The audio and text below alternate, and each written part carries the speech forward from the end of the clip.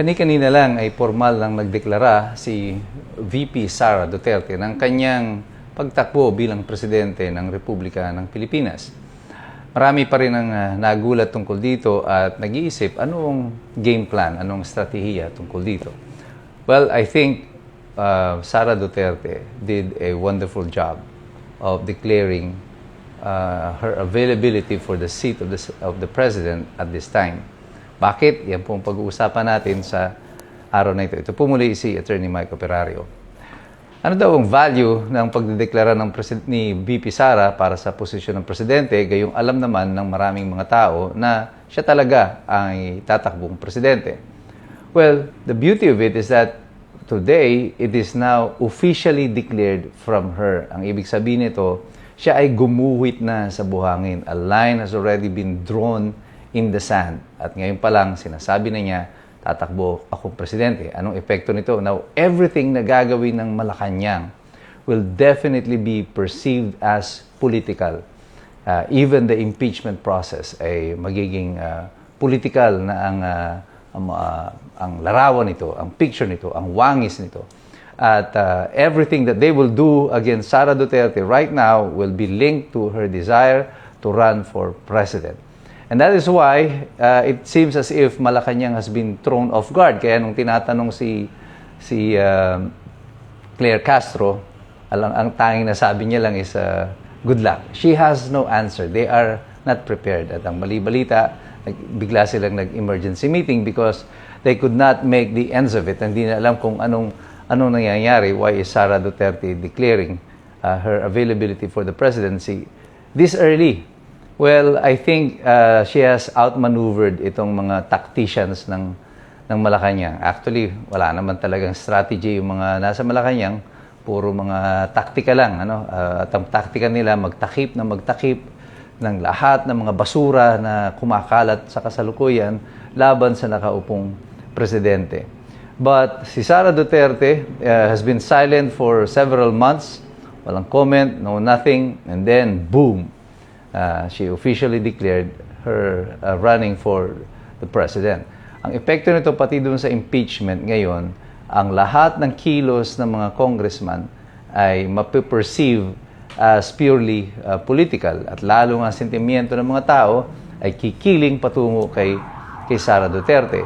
Another effect is that now that the VP has formally declared her availability for the presidency, ang mga linyahan nito, ang alliances nito sa House of Representatives may be in danger. At sapagkat ngayon that everything is now official, sabi ko nga, ginuhit na ang linya sa buhangin, yung iba magdadalawang isip na.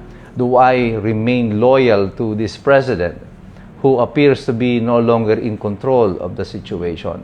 Or will I make myself available, or do I get to the good side? Punta na ako dito sa tabi ng potensyal na presidente.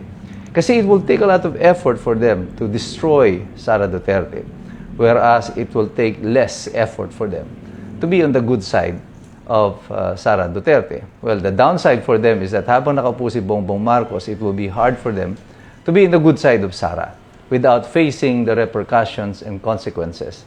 But with 2 years to go, is it worth the risk? Yan ang pag-uusapan lang nila dyan. Kaya ba nila na dung 2 taon na to is to hold back Malacanang from taking any further actions against them?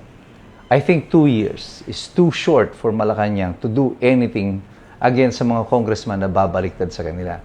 Ang pagposisyon, sa aking opinion, ni Boying Remulla sa ombudsman, is just a safeguard for Malacanang para manatili na gwardyado nila ang kanilang mga kaalyado sa kasalukuyan. Kasi alam nila dadating yung time na pag malapit na ang end ng term ni BBM, at ngayon nga, lalo ngayon, na napakaaga niya naging lame duck president, hindi na malaman talaga kung sino ang in control of Malacanang with these allegations of drug use, sex parties, at saka him being sick. Paunti ang political base ng Malacanang. And so, right now, Sara Duterte has jumped the gun. Pati dito sa pink tsaka sa dilaw, hanggang ngayon hindi sila makabuo kung sino talaga yung tatakbo. si Riza Ontiveros, gustong-gusto niyang siya. Pero apparently, parang despite of her best efforts, hindi pa rin siya mabango para sa mga pink at saka sa mga dilaw. Kaya pag tinatanong siya, ang lagi niya lang sinasabi, yung kanyang tawag dito, yung mga legal gobbledygook. Yung parang nagsasalita pero walang sinasabi. Sila daw ay nag-usap para nagkasundo na patuloy pang pag-uusap para patibayin pa ang kanilang pag-uusap, etc., etc. In other words, no decision yet because Riza wants to be president.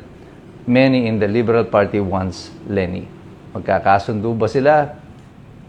Nobody knows. But one thing is for sure, Sara knows exactly what she wants. And she has now drawn the line. Gumuhit na siya sa buhangin. Kaya sinasabi niya nito sa Malacanang, now it's your move, Mr. President. And I think this is a masterful act on the part of Sara Duterte's camp. And lalo ito, pa-Pebrero na, paparating na ang anibersaryo ng EDSA at ng 40 taong anibersaryo ng EDSA 1. That's why Malacanang is probably in jitters right now. Kinakabahan sila. Kitang-kita mo, pati sa mukha ni Claire Castro kanina, although she is her usual na yung mataray, masungit, na parang teacher sa One Ball High, makikita nyo dyan na mayroong uncertainty at pag-aalala sa kanilang mga kilos sa kasalukuyan. But tayo mga mamamayan, we will no longer be fooled. Ang taong bayan has prepared for this for a long time. Napaaga nga lang ang announcement ni Sara Duterte. But we know exactly what's gonna happen next because na-anticipate na natin to dahil tayo ay patuloy na sumusubaybay at patuloy tayong nagsisipag-aral. Kasi alam nating lahat, mahirap makialam ang taong walang alam. God bless you. God bless us all. Mabuhay ang Republika ng Pilipinas. Go Sara Duterte.